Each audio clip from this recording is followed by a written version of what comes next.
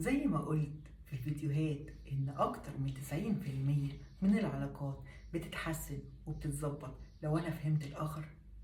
عايزة آخد بالي بقى شوية كمان من الناس اللي عندها أطفال، وخصوصا أطفال في سن المراهقة، أي من تقريبا 10-12 سنة لغاية 16-18 سنة.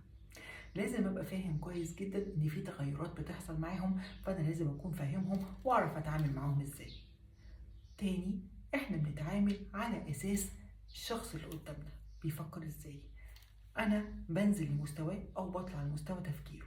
يعني الطفل لما يكون طفل صغير انا بنزل له وبتكلم معاه على قده، ما بقعدش اعاند معاه عشان هو كمان هيعاند لانه مش فاهم انت بتعمل ايه.